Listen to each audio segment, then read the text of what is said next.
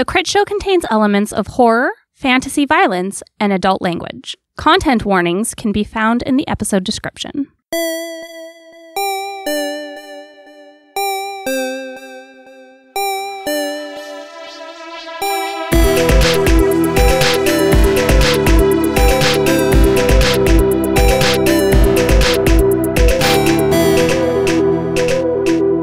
Has anybody ever heard the song Shanty Man?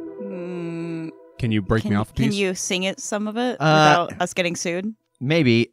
Basically, the chorus is that technology and stuff has progressed so far that ships don't need a shantyman anymore, and Rocket Man is what you're thinking of. yes, Piano Man? and just basically that, like, oh, everything you used to know and do as a sailor doesn't exist anymore, and so they don't need a shantyman. But then the story goes on to kind of tell, like, oh yeah, a ship gets lost, they're trying to do this heavy work, they don't have one, and now you wish you did have one. Gotcha. And listening to that got me thinking about, we do a pirate show. You, at this table, suddenly we're thrown back in time, working on a pirate ship. Like, what job do you think that you're most suited for, based off of, like, what you know historically about what that person did? Cook. Fair. I mean, I don't know enough. Like, I'd be like the swabby or something, probably. They just have me scrubbing the decks. I think I would probably find the One Piece and become the king of the pirates. Ah, Probably. most likely. Most likely. Yeah. Boy, I don't think I would be very well suited to life on a ship.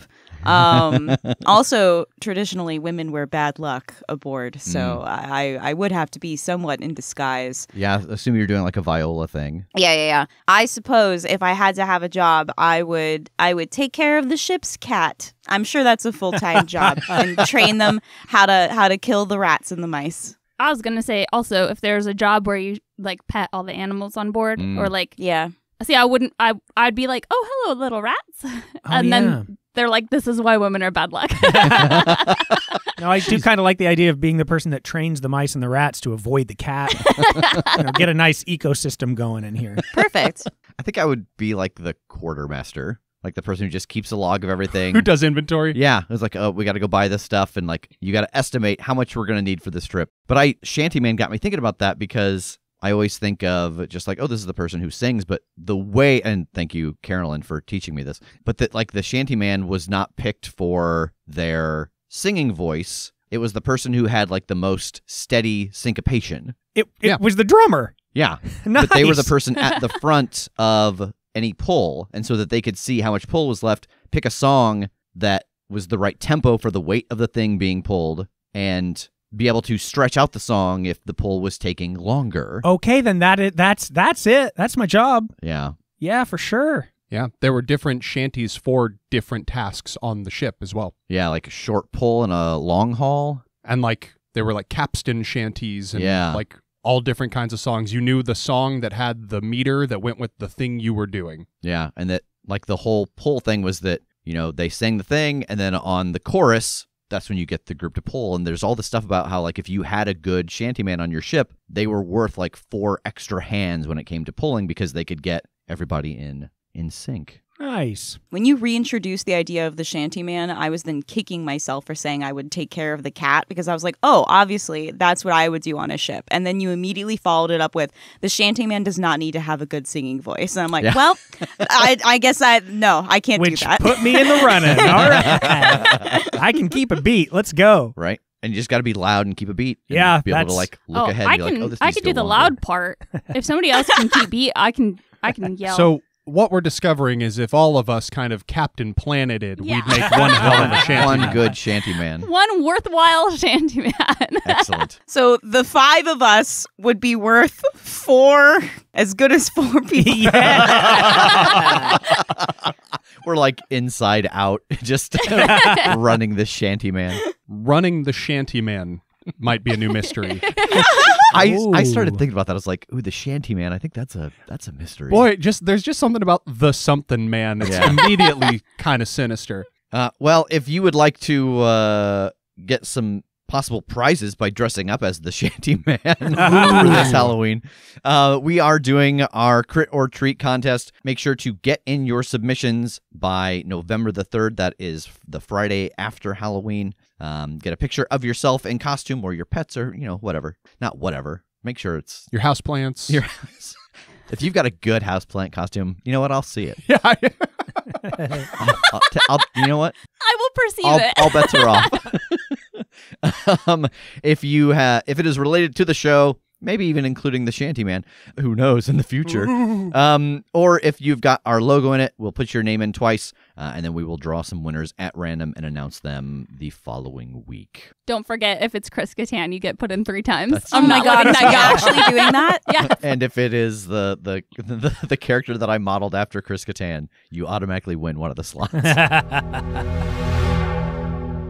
Welcome, squad, to the Cowboy World. Hello. I'm so excited. yay.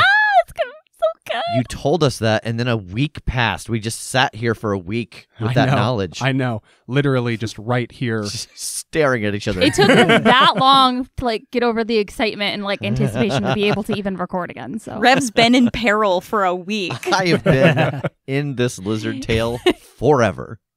So we are playing Cowboy World, a Powered by the Apocalypse cowboy setting game, which we have played before for some of our Patreon bonus content. Just to start off with, I want to reiterate something that I did say when we played this before. Cowboy World obviously takes place in an Old West, Wild West genre, which has an assortment of problematic stereotypes that go along with it. And this game, like most Powered by the Apocalypse games, leans into its genre, which means it does, what's the word I'm looking for?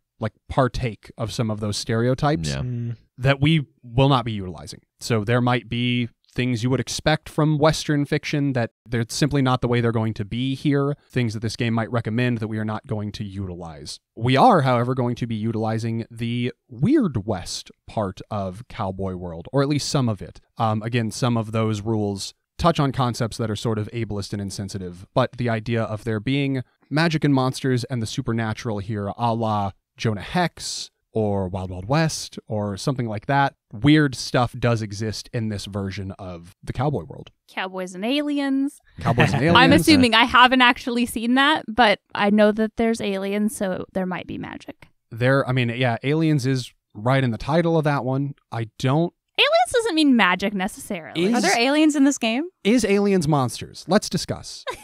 Depends on the alien. Ooh, interesting. Well, I suppose we'll see. And, there's an element of control of you guys manifesting things in the world, so maybe there aren't aliens right now, but you make there be aliens. Anything can happen. Before anything does happen, we need to make characters. Oh, yeah. So, character creation in Cowboy World is a little bit different, a little bit more free form, just kind of coming up with concepts on your own rather than choosing a lot of stuff. So, we'll start at the top here. The basics for character creation are to pick your name, your gender, your age, and your look. Since we are playing ourselves, all that's kind of explained and spoken for already, which leads us to choosing your high concept. So the high concept is who your character is in 2 phrases. The first is your archetype, which is to some degree a stereotype of the genre, but just a general who you are. And the second part of your high concept is the twist, which is what sets you apart from the normal iterations of that archetype. Examples of archetypes are things like the cowboy, the gunslinger, the undertaker. Twists could be who's possessed by a demon, or who has a shotgun.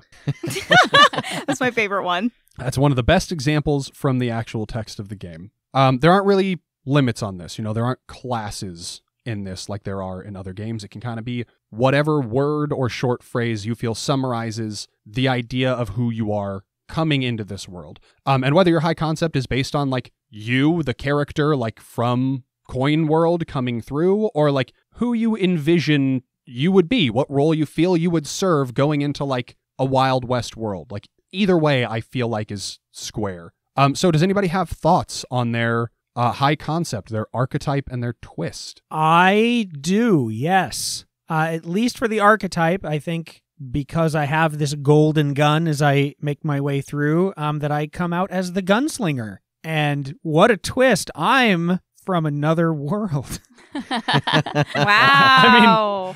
That's fine. So your high concept, your archetype, your twist, all of these things are what are called aspects and can be invoked. So if you are doing something and you're could I invoke my twist? I'm from another world. Does that help me Like, you can do that to help with rolls.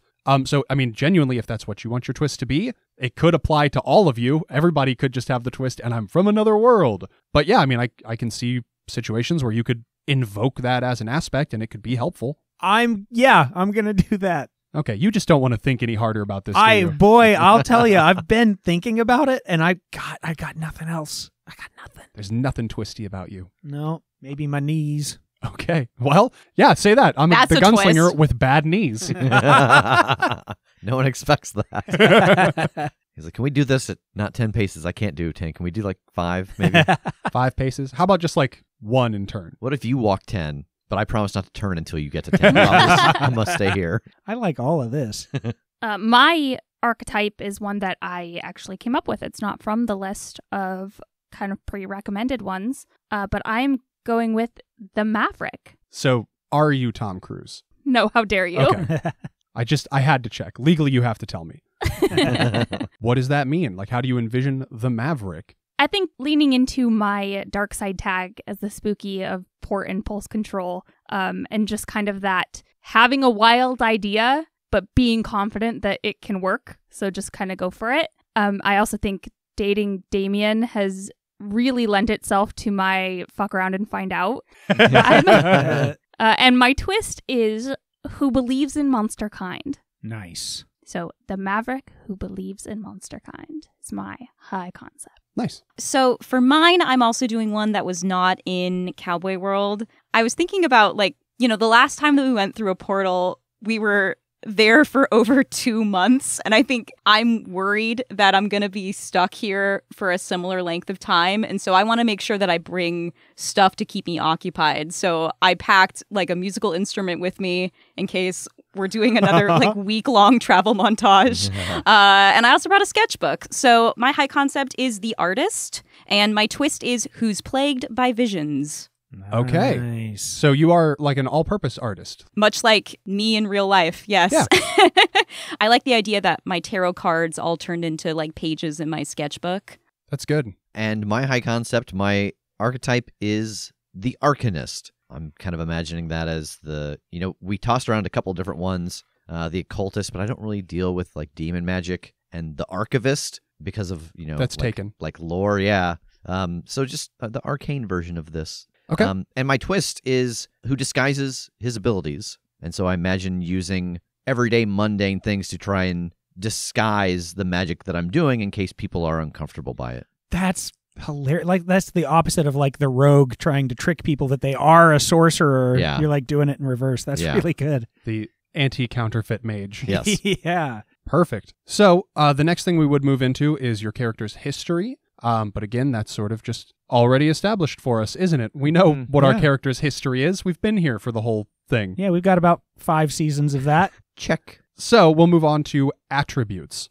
So your attributes are like your stats. There are 3 attributes in this game: body, mind, and soul. Body is your character's ability to do physical things, things like brawling, riding a horse, shooting with a gun. Mind is a reflection of your character's intelligence, so that would apply to like your awareness to assess situations. And soul is dealing with your character's emotional and relational abilities. So things like manipulation or charm. Your attributes are +1, 0, and -1, assigned among those 3 however you wish. Well, this is sure another game where it's an example of it being a fantasy version of me, because I opted for +1 body. Nice. But what does seem to track just fine is 0 mind and -1 soul. Okay. I'm going with -1 body, +1 mind, and 0 soul. Okay. -1 body, 0 mind, and +1 soul. -1 body, +1 mind, 0 soul. Okay, not a lot of body among this squad. We all know that the body's a 10 across the board for all of us. It's not. I don't need these silly little numbers to tell me otherwise. I don't have to prove anything to you. Next up are our skills. So a skill is just something you can learn to do, rather than having like unique moves or anything. We've got a list of skills from which we can choose, and it is totally on the table to create a custom skill, like something that's not on the list. But each character starts with a couple of skills that they're very good at, a few more skills that they're okay at, and a couple of skills that they are not good at. So each attribute has an assortment of skills that accompany them.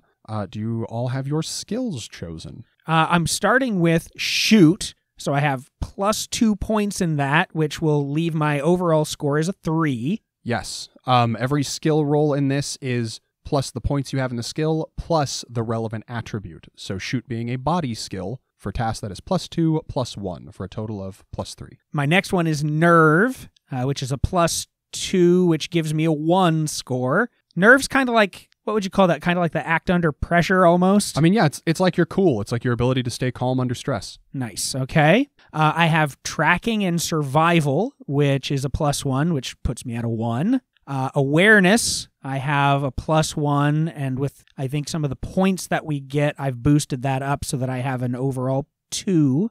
Medical, which is a +1, which gives me an overall 1. Business is one of my -1s, so I have a -1 in that overall. And strength is another one of my -1s. That leaves me at a 0. And one of the extras that I got to take as well is athletics and acrobatics, which is a +1 that gives me a 2 score. Yeah, so we did start with some additional, basically level ups to reflect that, like, everybody coming into this world, or you are all already skilled and experienced at things. You're not starting like a level 1 no-name cowboy would.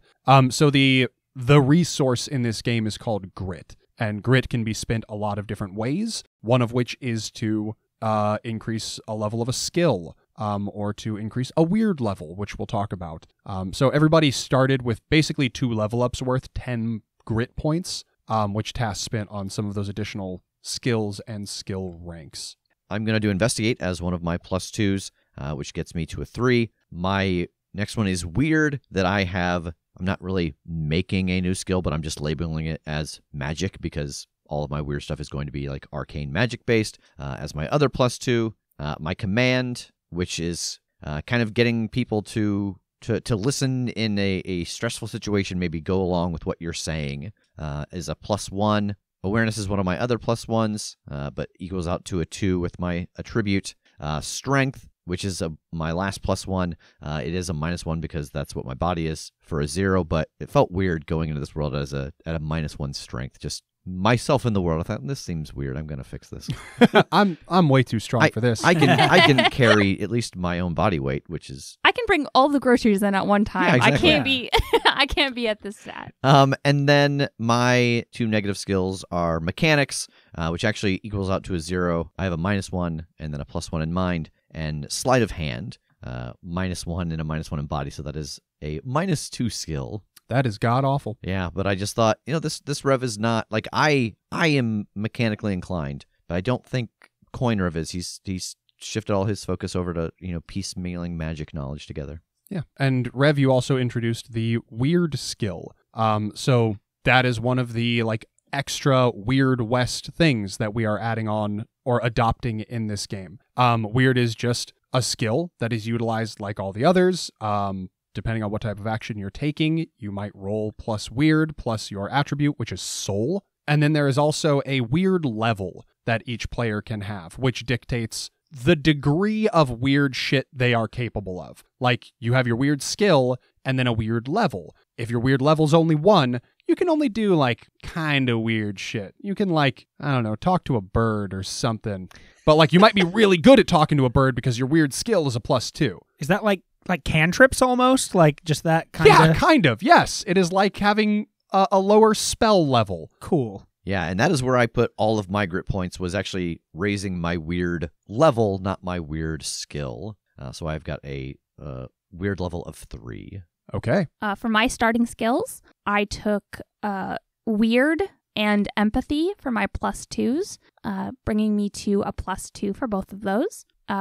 Weird being my ability to use the weird move, and then empathy, I mean, that's coming from the empath, baby. That's, I think, the main thing that I'm bringing over from Coin. For my +1 slots, I took engineering and mechanics, just to cover kind of all those bases. I did a lot of, the technician kind of stuff in Starhold, and that I think is just kind of compounded coming through to this world.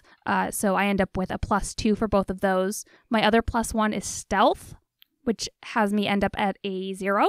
And then my -1 slots, I took bluff deceive, because I'm really good at like empathizing and talking to people, but when it comes to lying to them, man, it never really seems to go that well. So I have a -1 to that. And my last one is awareness. I have a -1, so I end up with a +0. And then I did spend my grit to bump me up to weird level 3 as well. Awesome. And interestingly, like you talk about being good at empathy and bad at bluffing and deceiving, there are opposed skills in this game. I will not roll dice still, but NPCs might have attributes that like you subtract their thing from the roll you're trying to make against them. So bluff/deceive and empathy are contrary abilities. If you are trying to bluff/deceive somebody, you will subtract their empathy score to see if they can read you. If you are trying to empathize with somebody who's lying to you, you will subtract their bluff/deceive score to see if they are able to snow you.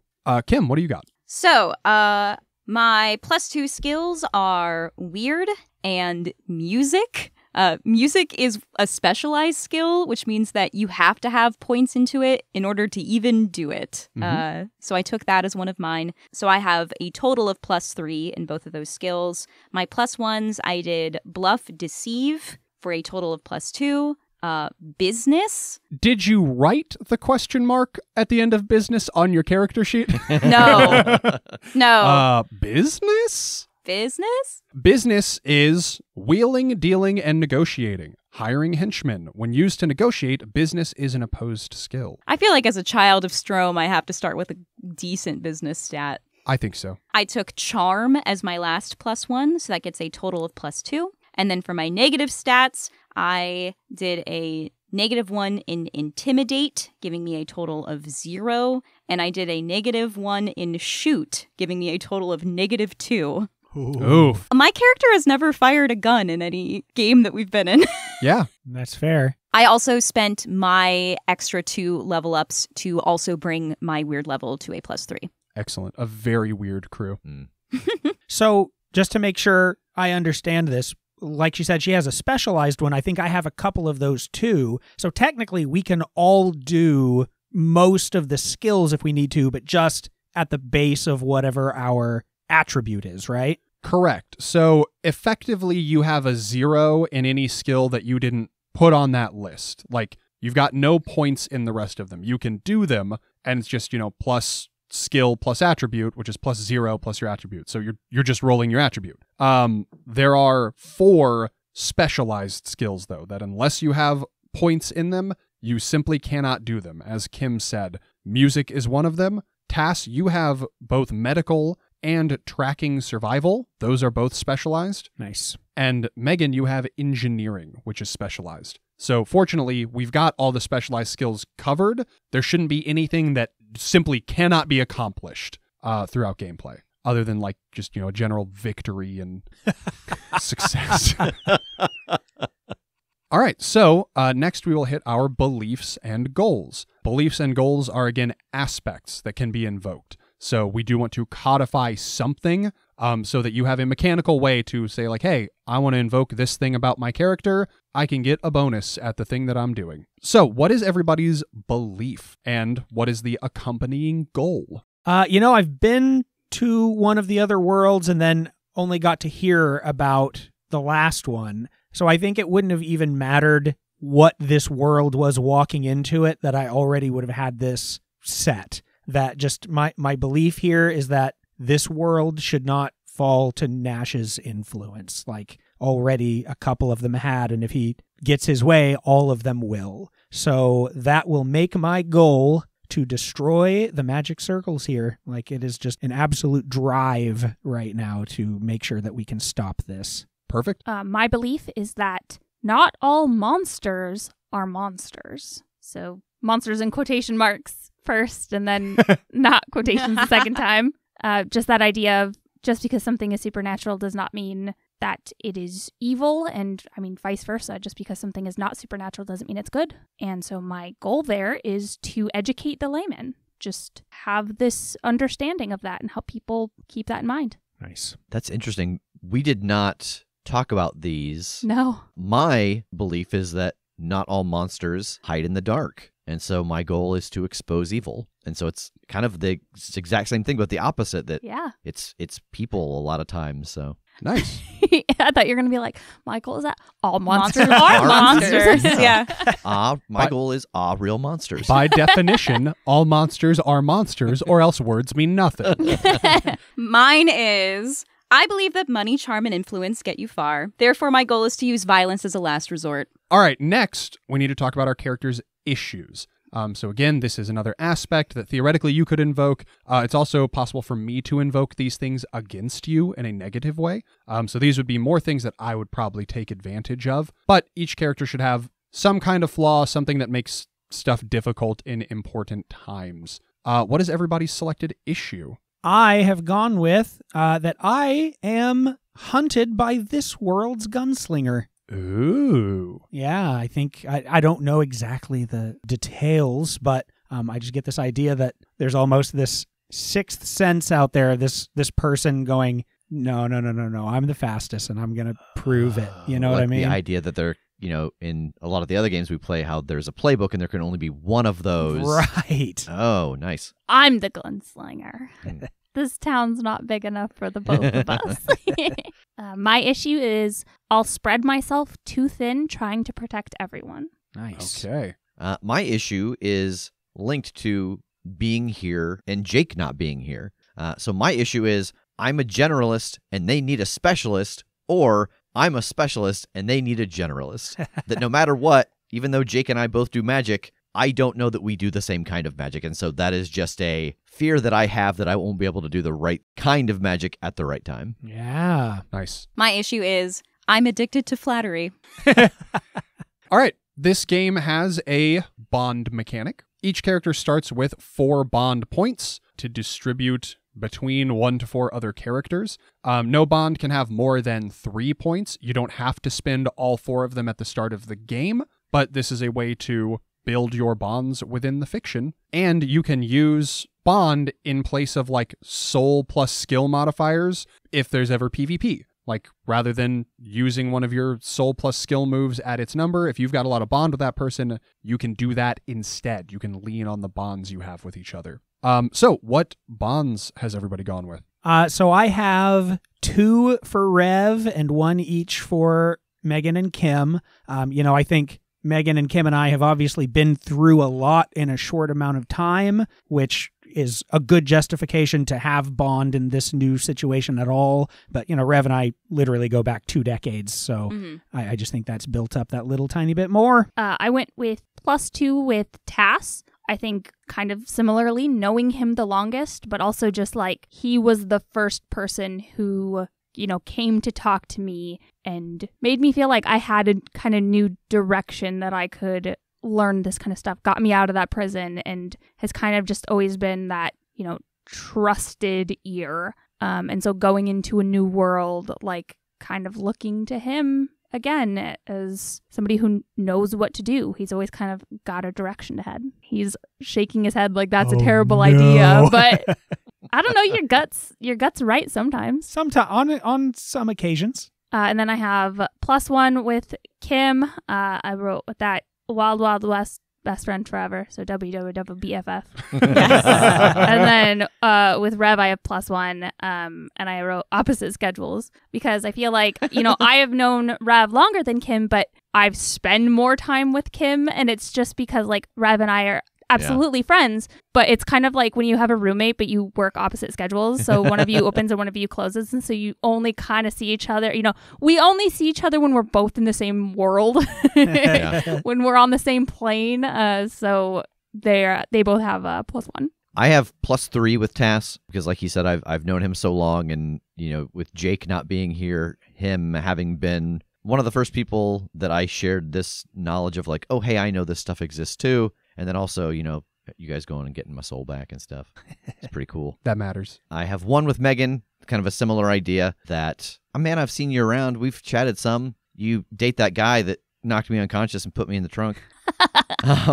And then I don't know that in character Rev and Kim have ever spoken, so I've got a 0 there. We exchanged like a single sentence, but it was when you were in that trance for 2 months and you just woke up, and I told you how long you'd been in that trance. Oh, that's right. And we went Christmas shopping together. Christmas episode. That Yeah. did not last very long. Yeah. But So I've And got it. that's not bond worthy, you bastard.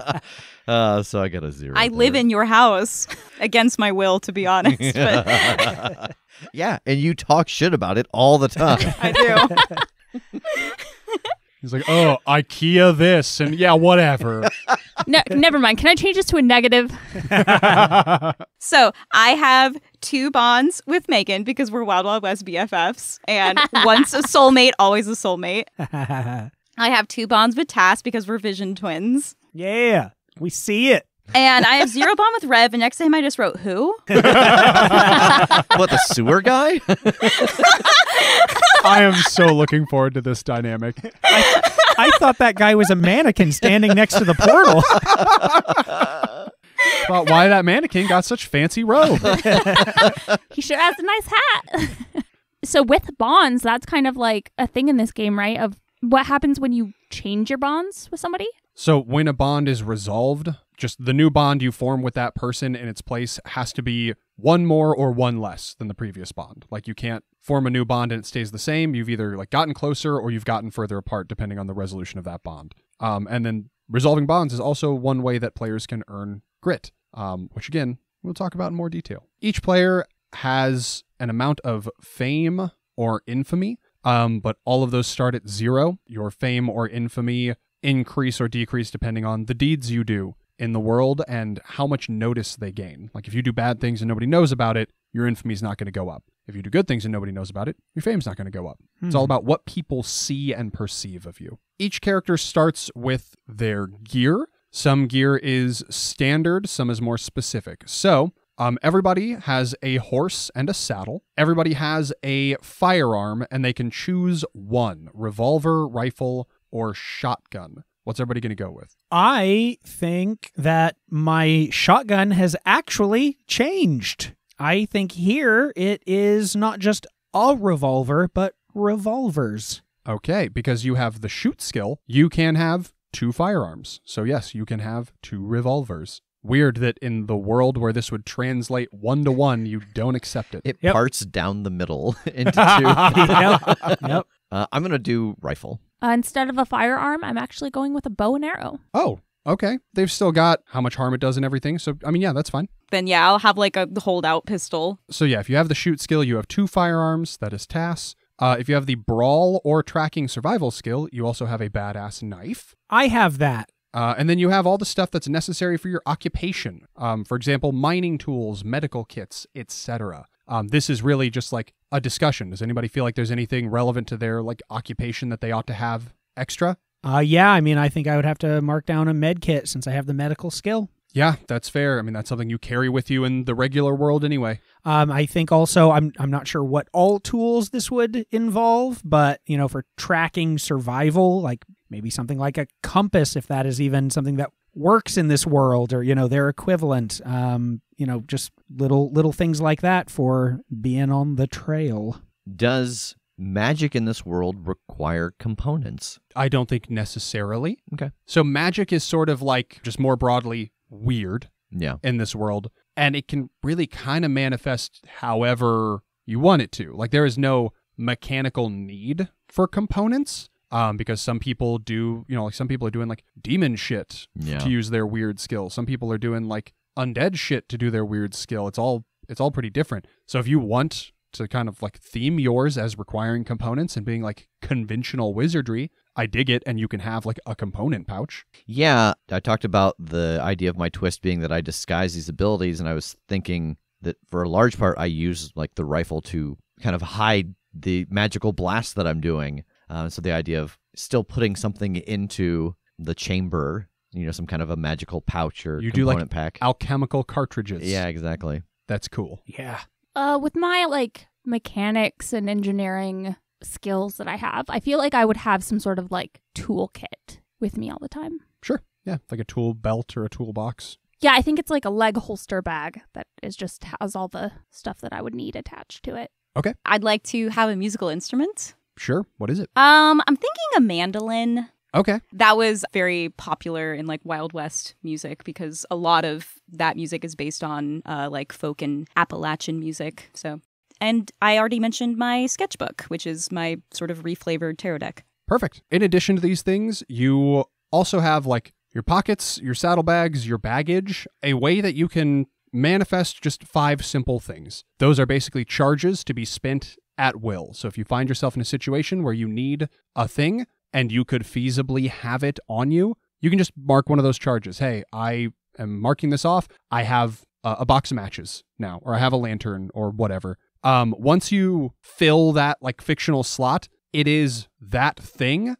Basically until the next time like you're in town and you have time off and you could like re-gear or respec, so to speak. And then lastly, you just choose your wealth level. This is kind of depending on your high concept and your history. You can be rich, which is like buying property, paying workers, having henchmen rich. There's just like comfortable, which is you can afford an extra horse or a cart or new tools. They've got poor, which is like you have a simple roof over your head and you have a decent meal a day, or broke, which is like you've got nothing, you probably sleep under a tree. Any one of those that you feel is justifiable for your character. If we want to use this as a way to justify gear points, then I think Tass is a very rich man indeed.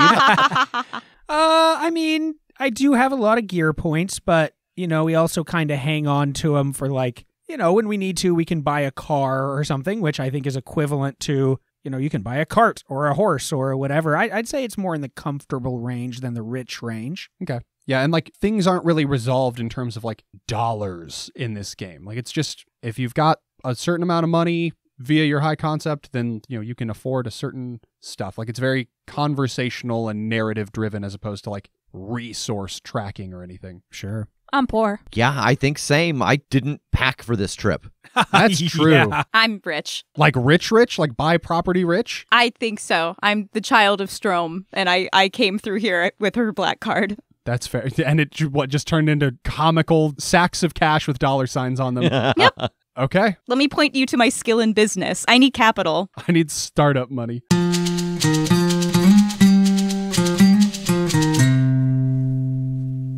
We find 3 of you sitting in a train car, chugging along the tracks, an assortment of riders thundering around outside, fighting the colossal creature ahead of you, which has Rev wrapped in its tail, and one of these riders greeting you outside the window on the left side of the train. Again, she is sitting atop her horse, keeping pace with your car, having pulled the bandana down from her face, smiling in at all of you, sort of expectantly, as if waiting for a response here. What do you guys want to do? Kiss you on the mouth for putting a kaiju in first thing. You're welcome. And I guess, before we even get that far, what do we see looking at the 3 of you? How do you look coming into this world? I am wearing a black vest and black chaps over jeans and a gold silk shirt and a bowler cap. And instead of my trusty shotgun, I have my gun belt with my 2 golden revolvers. My look is very inspired by Bridget Bardot from the 1960s Western movie Shalako. If you don't know it, that's fine. But look it up because she's so hot in that movie. But it's very like goth Western. I'm wearing a black bustled skirt, a white blouse with a black tie. It's all very corseted. And I have a long-sleeved black jacket over that and a black top hat. Boy, I would almost wager that she was kind of the model for Mad Moxie. Yeah. Looking at her outfits. She looks so cool in that, doesn't she? Yeah. And I want to spend a point of my equipment right now to say that my silver sensor has turned into like a silvery lasso at my hip. Okay. I am wearing what looks like at one time it was maybe a very nice 3-piece suit, but now it is very worn pants. The right sleeve is rolled up to my elbow and the left sleeve is missing. It is purposefully torn away, and I think the vest is kind of what Damien's jacket has turned into. And I have a bow and arrow slung over my back and my hair in a long French braid. Awesome. And Rev, as they peek out the window and they see you being whipped all hither and yon, what do you look like? Oh, I mean, mostly it's lizard tail, I guess. I am wearing a long duster that is like deep blue and rust-colored accents with a chest and a waist belt that's got different vials and some pouches and a 10-gallon hat and a repeating rifle slung across my back. Awesome. Then, yeah, this woman is looking in at all of you a little bit perplexed, actually. She shouts again, "Y'all got some fancy gear on you." Yeah, hi. Bad timing, I think, on our part. What's that thing? Well, that particular thing don't have a name. We just call all the creatures of its ilk abominations. Wow, are they all that big? Well, not all of them, but it's not uncommon. You gonna help us fight it? Seems like it might have one of yours in its clutches. It surely does. Yeah, we got to get rough free. How do we get to it? She pats her horse. She says, "I know how I'm going to get to it. You're sort of stuck on the tracks here, far as I know." And she pulls away from the train a little bit on her horse and kind of looks from like the front to the back and then weaves back over closer to the window and says, "It looks like you got something like a livestock cart or a horse cart on there. Ain't this your train? Don't you know?" And speaking of which, I want to talk about one more aspect of kind of character creation. You guys are all on this train. This is what the IPT Cruiser has morphed into as you have arrived. And I want to give a little bit of opportunity to customize it. Similar to how we did in Starhold with the ship. This is not technically part of the game. Like having a train is not an assumed part of Cowboy World or anything, but you got to get around, and I want you to get around in style and in a way you like. So what I want everybody to do is tell me one of the cars that's on this train. Obviously it will have like the obvious things. And one of these cars is a place for your horses, because every character does get a horse as part of your like starting gear, so to speak. But whatever you want to name will serve two purposes. I want it to be one, like an additional bit of equipment, and two, be able to serve as an aspect that you can invoke. So I don't have particular ideas of like what these cars can or should be, or how they will or should be used. But I imagine that like if you said you had a medical cart, everybody would be able to mark 3 more spots for equipment that you could just mark as needed to produce something that could have feasibly been in the medical cart. Or if you were going to make a role that having a medical cart would benefit you on, you could invoke it like you do your other aspects for a bonus on the roll. So does anybody have thoughts on some cool shit you want this train to have? I was actually thinking right along those lines, since we had something similar before anyway, that, I feel like having a med kit will only get me so far, but having a dedicated like infirmary/med bay situation on here would help for any bigger problems possibly. Awesome.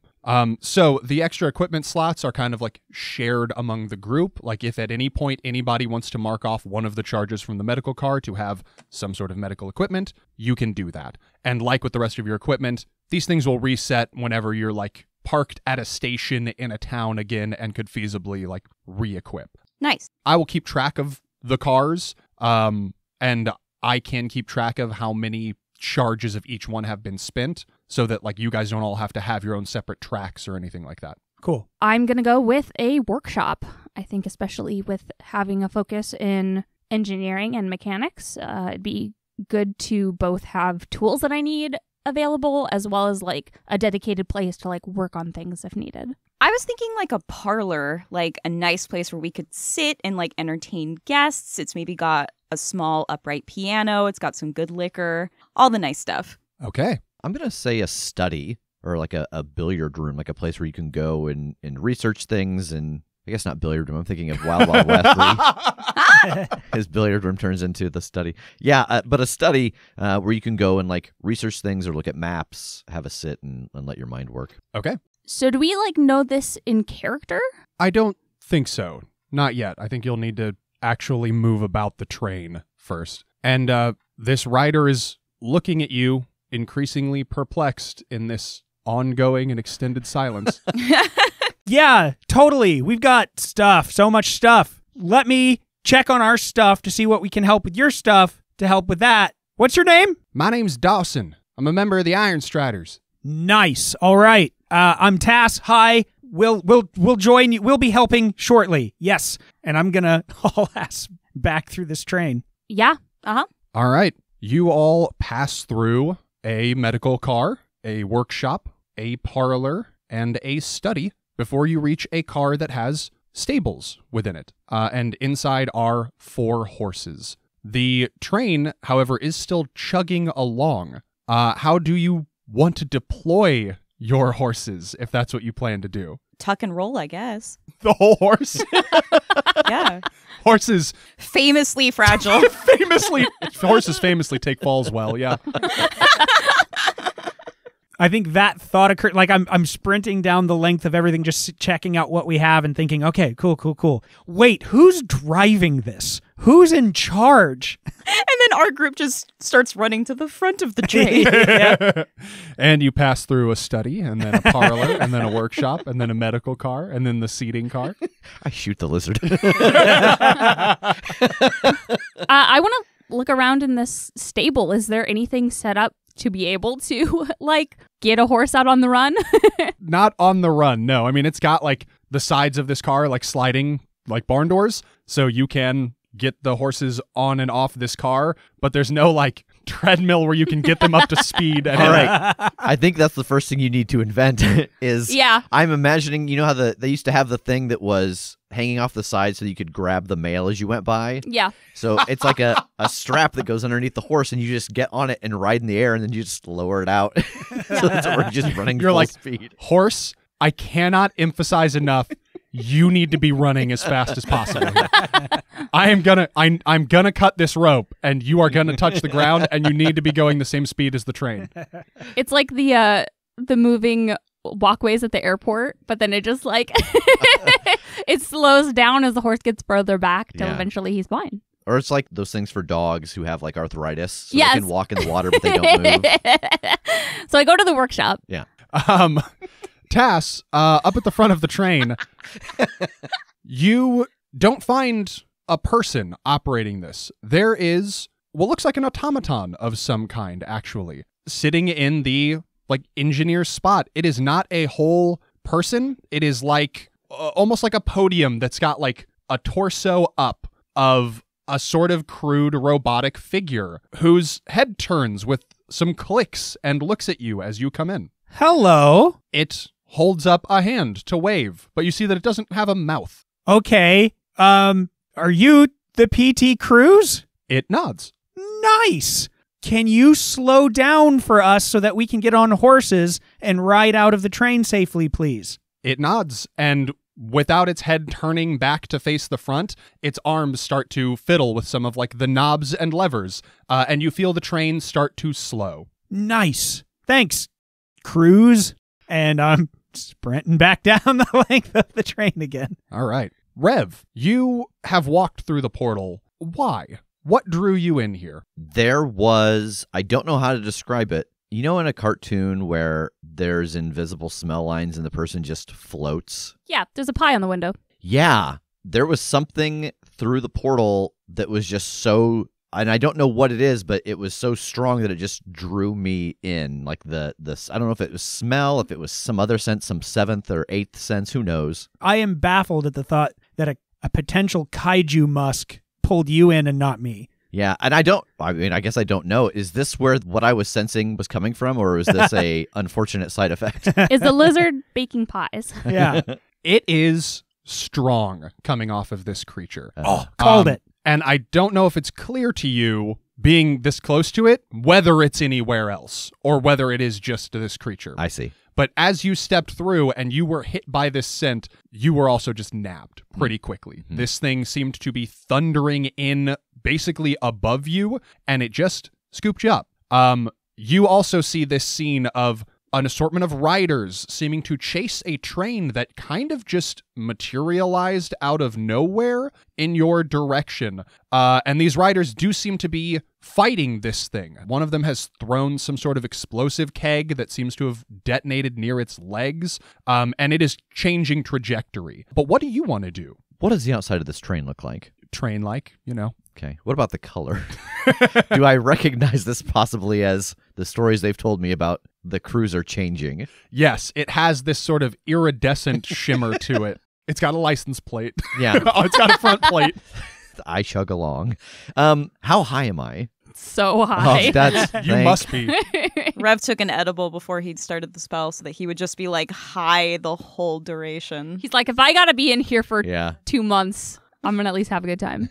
You're easily 40 feet off the ground. Ooh. A little bit more and a little bit less depending on how the tail that's holding you is moving. Boy, my first impulse would be to try to get out of this tail. That seems like a death sentence. So I think I want to find a way to get a better hold in case they do something that causes it to like unfurl this tail and I don't just fall. All right, I've got a couple pitches for you here. I could Okay. see this being a strength roll just to hold on as tight as you can to this thing. Mhm. I could also see this being a ride skill to like go with the flow of the tail, like a mechanical bull. Like as it whips around, if it does let you go, that you are kind of sticking with it. Yeah, I think I'm better off trying to brace myself in its scales than trying to be dexterous and ride along with the motion it's making. Okay, then give me a strength roll. That is plus body plus strength.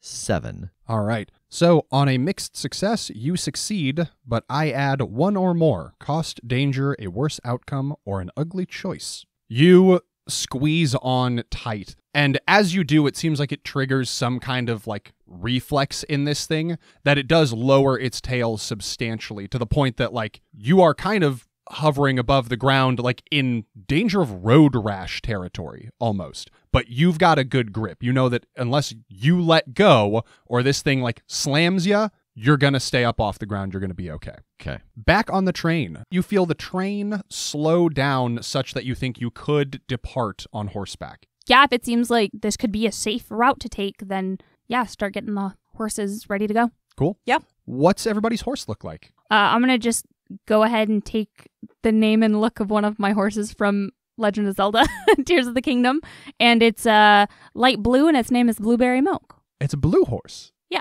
That's nice. My horse is this kind of like steel gray, almost blue color, and it's just like really muscular. It's a really athletic, muscular horse. Super buff. Yeah, super buff, and its name is Virgil.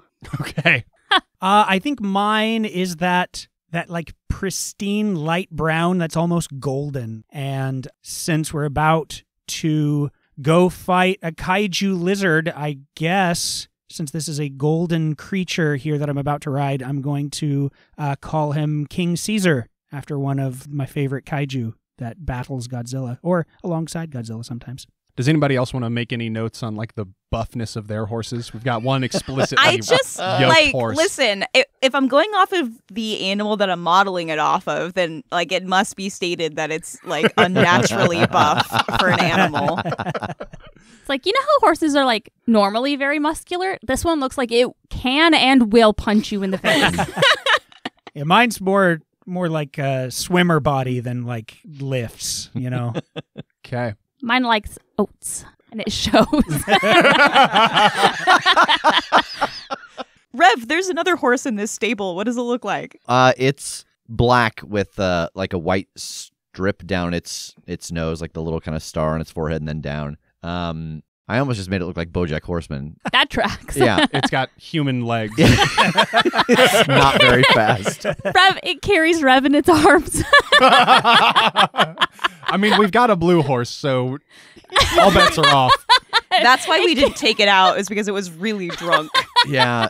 You know what? I was going to go for like the image of a horse that would look cool with my mini. But no, if it was just me, if I was thrown into this world and magic went horse, I've got a brown horse with a white star on its head. Its name is BoJack. Okay. That's great. Nice. You are able to throw open the side doors of this car, and you're able to ride the horses out of the cart onto the hard-packed dirt and pretty quickly start outpacing the train and catching up to this other group of riders. They are still circling in some kind of formation, shooting, throwing things. There are explosions and gunshots going off. And you can see that this creature's tail has dipped very close to the ground, and that Rev seems to be holding on for dear life. Does it look like when the tail is dipping to the ground, it's kind of hitting in the same area, or is it all over the place? No, it seems fairly stationary. It's almost like like when you scratch a cat's butt and like its whole body like tenses up in one particular way, like it's like something is causing that on this creature's tail, that it's just like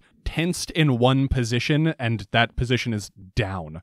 I want to try to get under that. Like, does Rev still look like completely wrapped up by this tail? Why don't you roll awareness? Okay. 12.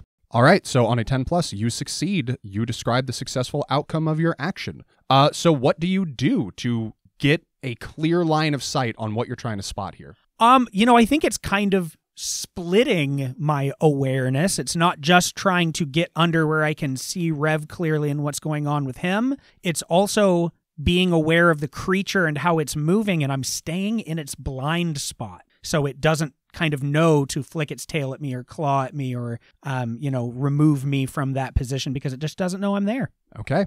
And what you see is that it doesn't seem to be like actively constricting Rev or anything. You can see the way that Rev's grabbing onto it, and it almost seems like he's hit like some sort of like sympathetic nerve cluster in this thing that like its grip is loosened up. It's still wrapped around him, but it is not squeezing him anymore. If he let go or was pulled free, he could slip from its grasp. Okay. Rev, you see Tass ride up behind this creature approaching you. What do you want to do? Oh, God. Oh, God. Oh, God. And I'm going to try to let go and land on Tass's horse. All right. Give me an athletics acrobatics roll. 7. Okay. I think you have a choice here. Okay. You can either take a little bit of damage yourself as you kind of like make this jump wrong. You slide off the side of the saddle a little bit, clip the ground. It hurts, but you're able to get steady. Or you can do Tass a little bit of harm because you like grab onto him, like you prevent yourself from falling by stabilizing off of him, and you know that it's going to cause him a little damage. I hate to slow this down for a second. Would this count as a teamwork? Yeah, it certainly could. You are specifically riding into position to assist with this maneuver. Does it just automatically make the dream work? Or it does not. Okay. I still have to roll 2. Yeah, so will you read teamwork for us? Yeah, absolutely. When you work together as a team to help one another, each helping character rolls plus the attribute and plus the skill. The highest of all the rolls counts. On a 10+, you do it faster, more efficient, and with a better outcome as a group than you would have on your own. On a 7 to 9, you succeed, but with a cost, danger, a worse outcome, or an ugly choice. If anybody rolled a fail, that person causes the complication. All right, let's see if you can fix this. Okay. Oh, no. 5. This all tracks. Okay, then still a mixed success overall. Yeah. Still a hard choice here, but it's Tass's fault. Yeah. Does that mean that Tass takes the damage, or do I still have to choose? I think we'll go with Tass takes the damage. I think Tass fucks up and like reaches out to catch you and hurts himself in the process. So, Tass, first, mark a point of grit. Grit is like our experience and a currency for a lot of things, but when you fail a roll, you mark an experience. And I'm going to need you to roll the harm move here to see how much damage you take from this. So, when the GM tells you to take lethal or non-lethal harm, roll plus body plus modifiers. The modifiers correlate to like the weapon or the thing that's causing you damage. The more potentially damaging the thing is, the lower the number you're rolling for it, because you're still trying to get a high number. So if your odds of surviving it are worse, it has a lower number. I'm going to say that this is probably a pretty high number, though. Like, you'll take a +3 on this because it's just catching somebody. Like, this is potential for a shoulder hurty, not like getting stabbed or shot. Okay. So roll plus body +3. Okay. 11. So on a 10+, the harm is but a scratch or a bruise, but you cannot act for a moment. So you are just a little bit stunned, stuck in a holding pattern behind this thing as you feel this strain in your arm and your shoulder. Okay. Hey, gotcha, buddy. What the hell, man? I don't know. This thing's got a... Do I smell that anywhere else now that I'm, like, away from it? Yes. I think you can, like, smell... Are we going with smell? Is it a smell? Is it a stink? I like it. I don't think it was a smell, but here I think that's the easiest way to translate it, yeah. Yes, it is kind of all around you. Like, there is a faint odor of whatever this thing's putting off. And it's like a... If we're going with smell, it's kind of like a sickly sweet smell. Like, it's pleasant, but in that way that you're like, ew, this is gross, and I like it. Yeah. And it's definitely coming heavy off the creature. But yeah, it does just kind of seem to hang in the air. Okay. Megan and Kim, you see Tass push ahead, and Rev drops free of this creature and lands on Tass's saddle. What are the two of you up to? Now that it has dropped Rev, what is the creature doing? Why don't you read a situation? So when you read a charged situation, roll plus mind plus awareness. On a 10 plus, ask the GM 3 of these questions. On a 7 to 9, ask the GM 1 of these questions. And there is a list to choose from. Okay. 9. Okay, you get 1 question from the list. What should I be on the lookout for? You can see that this thing isn't paying any particular mind to Rev. It doesn't seem particularly fixated on any one member of your party out here. It is fighting back against things that are pestering it, but overall, it seems like it's just trying to thunder forward. It is trying to reach a destination, and off in the distance, like closer to the horizon down the tracks, you can see a town. And it seems like that's where this thing is headed.